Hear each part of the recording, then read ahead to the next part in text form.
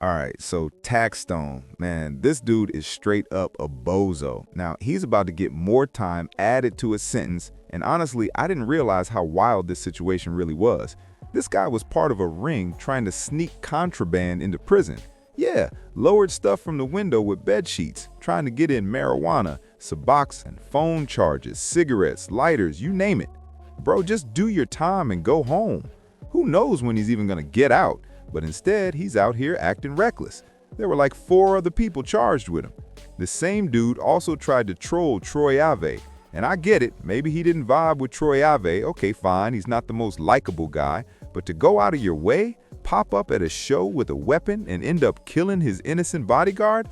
Nah, bro, that's next level dumb. Troy was innocent too. This wasn't supposed to escalate to that. Anyway, this bozo was locked up and he even tried to frame Troy Ave. Some of you might like him as a podcaster, and okay, he wasn't terrible there, but come on, this is just straight up stupidity. Some people just stay dumb, I swear. Switching gears, Angela Simmons opens up about her past with Yo Gotti. Maybe he wasn't ready, but he's still family, and she probably would have ended up back with him anyway. But now he's with some nurse, so wasn't ready? Come on. Angela's trying to find herself, wants to be an artist, doing a million interviews. She admits she wasn't ready to settle down. Yo Gotti moved on. But why all the interviews about nothing? The show's over, the Simmons show is done, her dad's a legend, the family's got history in music, so this over-explaining? Weird. And then Grammy-winning to end up at. So when you do something to somebody and you don't do it with good intentions, you're gonna have to answer for that one. You're gonna have to answer for your day. Roscoe.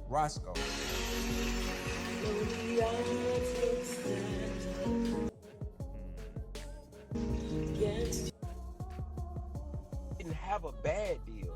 Problem is he wanted to get out the deal with me, and he got an issue with a whole nother person. I'm not gonna call their name out because it's not my place. A lot of them don't have no emotion. How genuine of a person that I am. But I didn't put him in a bad deal. Did he have a lawyer when you first signed anything? No, he did. To make it look like you got took advantage of, right? Right. Because Contracts up for negotiation, but he didn't have no negotiation going on. People don't know, shit was already happening like 6 months into Roscoe's career. like Right. people sign to somebody because they feel like that person can help. Roscoe signed to me because he wasn't even getting credit for his own record. Facts. I was like, I'm gonna help you get credit for your own record, and that's how I got Nobody's Doing That ticket. You feel me? Well, you know, when you a kid, you believe in the Santa Claus and the Easter Bunny too. Exactly. You're not popping because you're not popping. Come on, what? Would he break me off? For Yo, Brosco is just out here reacting non-stop to all this chaos. Boomin finally stopped doing interviews, probably because he's signing so many artists and a bunch of them are coming at him.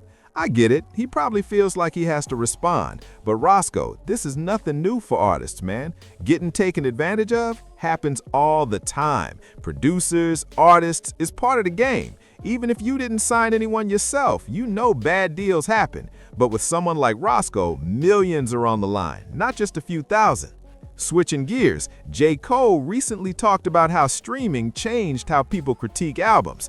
He said back in the day, people had to pay $15 for an album, so they valued it more. Now, with everything accessible, people don't respect the effort as much.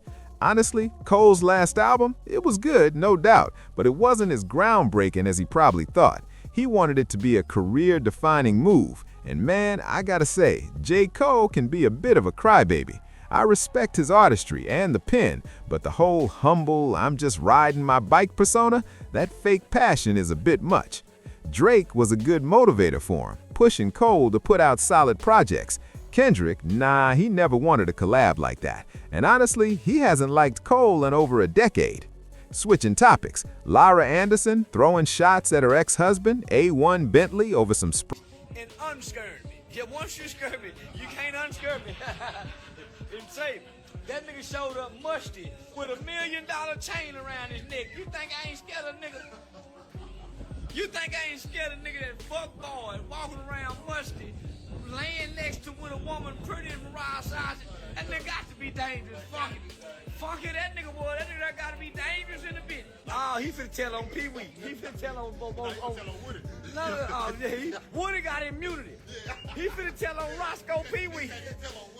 Woody got immunity under the American Disabilities he's Act. with Hernandez Govan.